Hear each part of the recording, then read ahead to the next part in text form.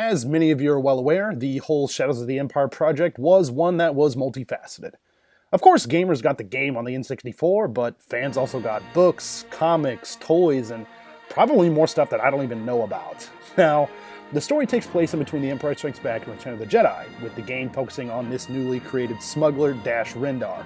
And the game, players are tasked with aiding rebels, helping Luke Skywalker and other heroes of the rebellion, and bringing down this new Vader wannabe guy, Shizor, the green weirdo. But while the game was met with middling reviews from the gaming press upon release, there were numerous Star Wars fans who had fond memories of their time with the game, including myself. But how does it hold up all this time later? Danny from the Famicast here, and today we're taking a look at Star Wars Shadows of the Empire on the Nintendo 64, and also going a little bit into some differences between the Western and Japanese versions of the game. Shadows of the Empire was first released in North America on the N64 on December 3rd, 1996, followed by a PAL release in March 97, and a release in Japan in June of the same year, 1997. Now, the Japanese version kept the same title in English visible in the box, but offered the translated title and logo, in Japanese is called Teikoku no Kage, as well. So, since its original release, Shadows was also released on Windows in 97. 20 years after that, it was released on Steam in 2017, and in 2019, Limited Run Games announced a new physical version of the game for the N64. Now, as for the game itself, there are three different gameplay segments available: the on-foot missions, ship combat, and the turret control in Dash's ship, the Outrider. Now, primarily, you're going to be controlling Dash on foot, where you can jump, shoot enemies, interact with doors and buttons, and even fly with a jetpack. There are several different camera options here too, with a few being cinematic and not very useful at all, but most people will probably find playing in third or first person is the easiest way to play. While the controls for the on-foot missions do get the job done, they can feel a little bit sluggish at times. And Dash's movement feels a little bit slow, and his floaty jump really does take some time to get used to. Now, there's some minor platforming areas where you need to be on point with your jumping skills, which can be kind of frustrating at times. But I will say the addition of the jetpack in the handful of stages that it's there is pretty entertaining. What makes it good is with this limited use of fuel, the game is fairly balanced with how much you can or can't use this aspect of Dash's arsenal. And speaking of the arsenal, there are different power-ups that you can find for the blaster throughout the stages, including seeking missiles, flamethrower, pulse cannon, and more. Throughout the game, you'll be visiting a lot of familiar places and seeing a lot of familiar ships and enemies. Level design here overall is decent, but some of the stages do tend to drag on for quite a while. Now, littered throughout each of these levels are a variety of collectibles. You got extra lives, health pickups, and also the coveted challenge points. You don't have to seek these out, but the extra challenge is there for more adventurous players. Enemies here are pretty varied too. I mean, you'll encounter snowtroopers, stormtroopers, wampas, probe droids, little guys in Shizor's palace, all that type of stuff, and more. The boss battles here also put you up against some pretty challenging foes. And AT-ST, IG-88, Boba Fett, and his ship Slave One, all these things make appearances. Now, I will say, the stages where you're in the cockpit, driver's seat, whatever you want to say, these are all phenomenal. Even with the first level of the game, the Battle of Hoth, you're plunged right into the world of Star Wars in full 3D. I know for me as a kid, like many of you I'm sure, I really played the hell out of that stage. And, you know, from Hoth to the swoop stage on Tatooine to the space battles, I mean, everything feels spot on, even now. Now, when controlling the ships in the free roam stages, the controls are pretty responsive, and there are a lot of great camera options to give you the feeling that you are actually taking part in a movie that will never be made. These turret stages, while maybe a little bit boring for some people, are really easy to get into and just fun to play through numerous times to see if you could beat your high score. Of course, the climactic battle at the Skyhook at the very end of the game is breathtaking, even now I'd say.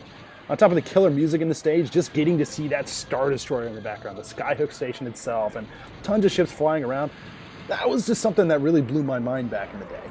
I really did, again, feel like I was playing a movie. And it still feels good today, too.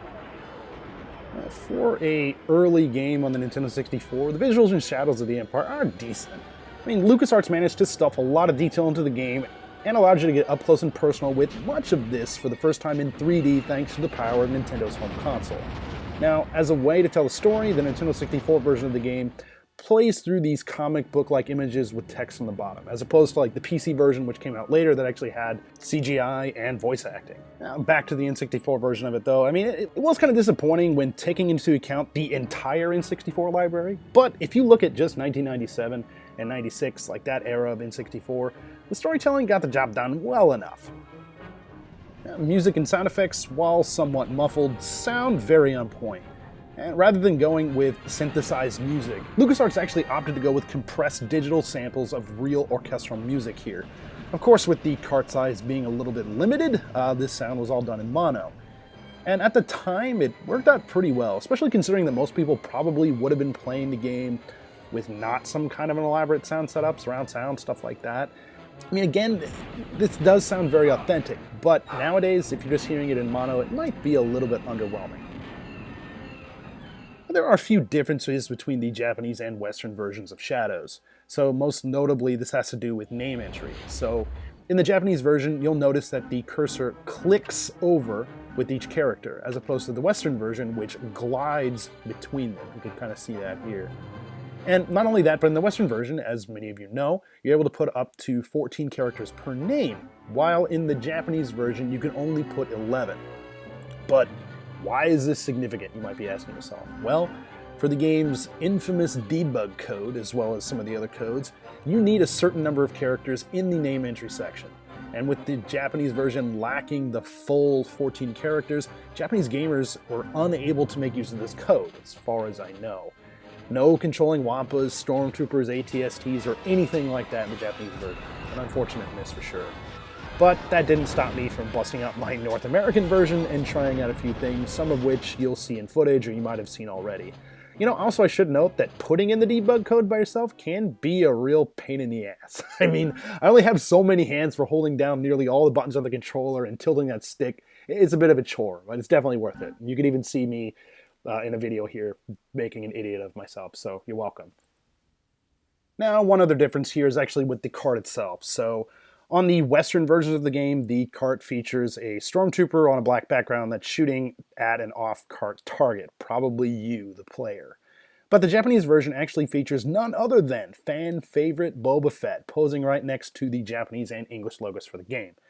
The boxes here too are more or less identical, featuring the same artwork. However, the Japanese box, like all N64 Japanese boxes, is vertical, while the Western box is horizontal. Star Wars Shadows of the Empire on the N64 certainly isn't without flaws. You could even say that the majority of the game, particularly the on-foot sections, feel a little bit plodding and sometimes tedious due to the slow movement of dash and the somewhat poor handling. At the same time, though, these missions, as well as these stellar vehicular missions, really set the groundwork for what could be done with a Star Wars game on a console. More importantly, they show what can be avoided or improved upon, which helps set up tons of excellent Star Wars titles well after Shadows was released. Now, if you can overlook some of the flaws here, Shadows of the Empire definitely deserves a playthrough even all these years later. You might find yourself frustrated or a little bit pissed off at times, but it'll probably be worth it in the end. Now, if you're a Star Wars fan and haven't played it, I'd say you really owe it to yourself to do that. If you're just an older gamer like myself and you haven't played the game in a long time, you should definitely give it another go. As always, thanks for checking out this video. If you like what you see, please feel free to give us a like. If you're new to the channel, please feel free to subscribe. We've got tons of podcasts, video reviews, special videos, and a whole lot more. Again, this is Danny from the Famicast. Thanks for watching, and we'll catch you later.